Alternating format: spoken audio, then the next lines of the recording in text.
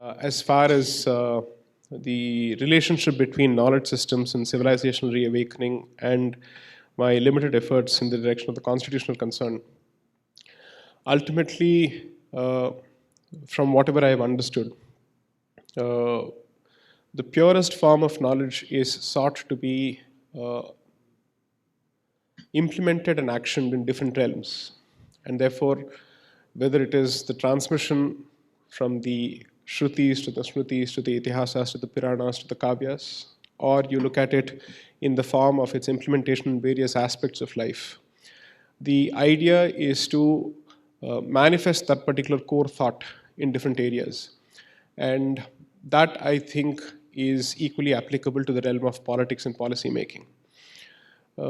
Fortunately or unfortunately, as opposed to achara-based approach to policy making, we now have a certain top-down approach in the form of a constitution. So while at this point, the idea is to accept this top-down model and see how best you can build a bridge between your bottom-up approach and a top-down model. The hope is in the future, we do away with the concept of a constitution. I say so at the expense of being berated by my own fraternity, because all of us are supposed to be, and we are meant to swear allegiance to constitutional patriotism, which I don't subscribe to. The idea is to bring forth notions of constitutionalism, which are much more informed by the traditions of this land. And that would effectively mean that you replace this with a form of dharmic republicanism. For that to happen, and to hope that the state will somehow be the facilitator of this, or rather, let's say, be the prime mover of this, may not be possible under the current setup. Simply because at this point, except for those activities or those initiatives where there is a political incentive, the state has largely chosen to recede from the civilizational space as much as possible, or perhaps even cede that space to those interests which may not be necessarily beneficial to the civilization. And therefore, I think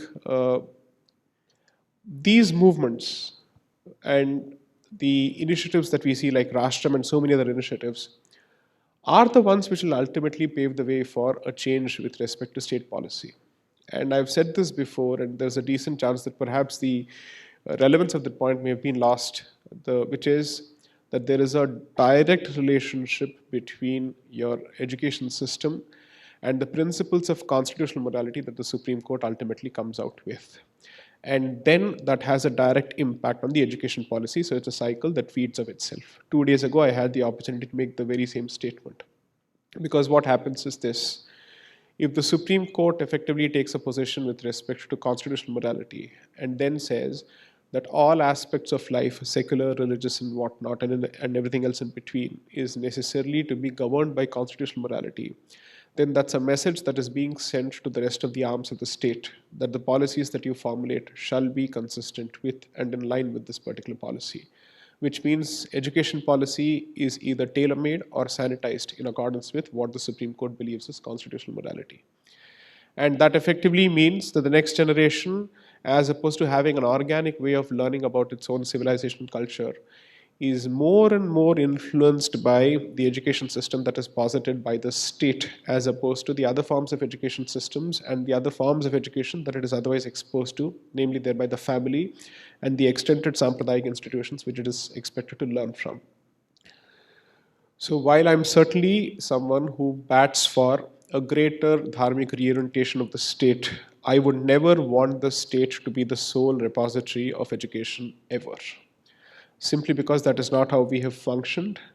And given that the state in the modern world, and I use this in a very negative, pejorative sense, the use of the word modern, is a creature of convenience and is subject to multiple pulls and tugs, I will never ever repose 100% faith in the state, regardless of who is at the helm.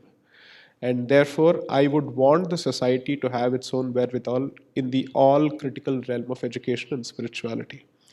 My only request and the expectation from the state is to recognize the character and the identity of this land and approach it with a certain sense of respect and hands off. Allow us to do what we are supposed to be doing, and we know how to take care of this. Whether you're able to support us or not, just don't create a roadblock. The rest of the society has the wherewithal to do it. We have withstood about 1400 years of colonization, and we still are around, so we know how to handle this subject. Just make sure that your policies don't come in the way. The rest we'll handle.